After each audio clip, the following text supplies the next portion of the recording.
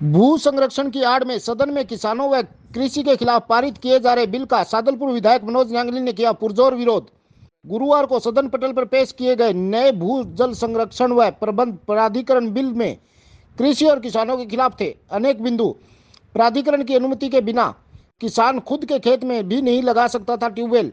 कृषि को निजीकरण के जाल में जकड़ने संबंधित अनेक प्रावधानों पर विधायक न्यांगली ने जताई आपत्ति। जनप्रतिनिधियों व सदन की शक्ति को अधिकारियों के हाथों में गिरवी रखने के फरमान से कम नहीं था यह बिल। न्यांगली ने पुरजोर तरीके से मांग की कि इस बिल को जनमत जानने हेतु प्रवर समिति में प्रेषित किया जाए। बिल पर बहस के बीच ही सरकार ने इसे वापस लेते हुए भेजा समिति में। सादुलपुर सभापति महोदय, आपने राजस्थान भू जल संरक्षण प्रबंधन प्राधिकरण विधेयक 2024 पर बोलने का मौका दिया। सबसे पहले मैं इस विधेयक की परिभाषा की धारा 6 में जो इन्होंने अपने भूजल के बारे में जो परिभाषा दी है उसमें लिखा है कि भूमि की सतह के नीचे विद्यमान, इसमें साथ ही साथ आपने या तो जोड़ दिया जल धाराओं, नदियों के झरनों के आधारभूत प्रवाहों को। तो मैं कह रहा हूं कि कहीं न कहीं अधिकारी इस बात के, इस भूजल सतह के साथ साथ कहीं हमारे झरनों को और जल धाराओं के, नदियों के बहते हुए पानी के में भी कहीं न कहीं अपना नियंत्रण करने का प्रयास कर रहे हैं। तो इस पर आप गंभीरता से विचार करें, इनको देखें। साथ ही मैं इसके उद्देश्य के बारे में जो लिखा है उसमें लिखा है घरेलू जल, कृषि कनेक्शन, औद्योगिक और वाणिज्यिक। मैं निश्चित रूप से दो बात के लिए कहना चाहता हूं। आपका उद्देश्य जिस तरीके से है उसमें आप कृषि और घरेलू को इसके बाहर करने का प्रयास करो, क्योंकि एग्रीकल्चर को अगर आप इसमें शामिल कर देंगे तो किसान के साथ इससे बड़ा कोई अन्याय और जुल्म हो नहीं सकता।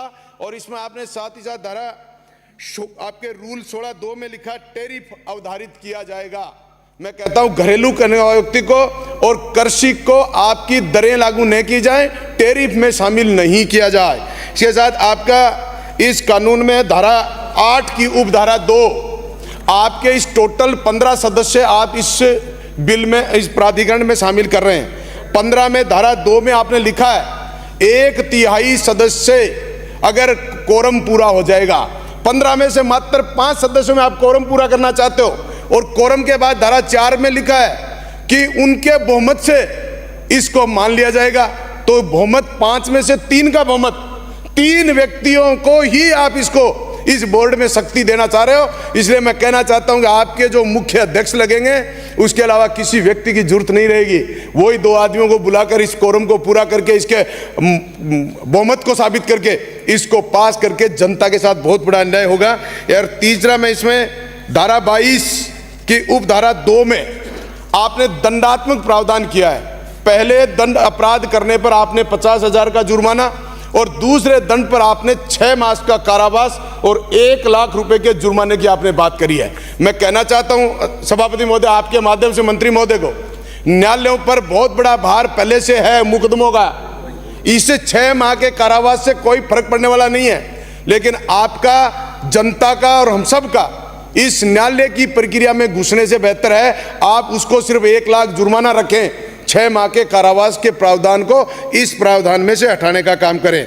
ये बिल आज जो लेके आए हैं ये राजस्थान की जनता को, राजस्थान की जनता को एक बांधने का बिल। जिस तरीके से आप लोगों ने आज तक इस राजस्थान को जब भी किसी निगम में, प्राधिकरण में सौंपने का काम किया है, उस सार्वजनिक हित के मुद्दे को आपने बंटाधार करने का काम किया है। मैं जिस तरीके से उदाहरण बताता हूं, RSRDC, RTDC, RSC, ये चीज आपने बनाई वो सारी घाटे में चल रही हैं। ले दे करके आपने निगम बिजली विभाग को बनाया, वो भी घाटे में चल रहा है और संसाधन की व्यवस्था पूर्ण नहीं हो रही है। इसलिए ऐसे प्राधिकरण बनाकर सरकार अपने अधिकारों की, ये सदन अपनी ताकत को इन अधिकारियों को सौंपने का काम नहीं करे। इस बिल में आप जनप्रतिनिधियों को शामिल करो।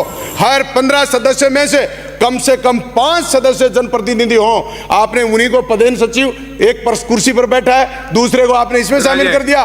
तो फिर इस बंडल को बनाकर आप क्या करना चाहते हो? वही अधिकारी है टोटल, 2 सदस्यों को छोड़कर पूरे में आपके प्रधान अधिकारी हैं। इसलिए इसको आप बिल को जनमत जानने के लिए श्री जुबेर खान।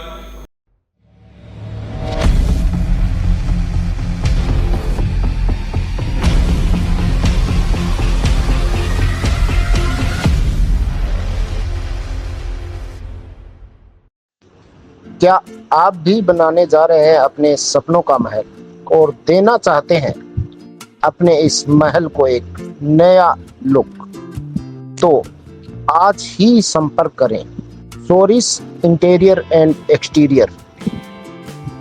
दीजिए अपने मकान को एक शानदार लुक और बनाइए अपने घर को आकर्षक, ताकि देखते ही हर कोई कहे वाह क्या मकान।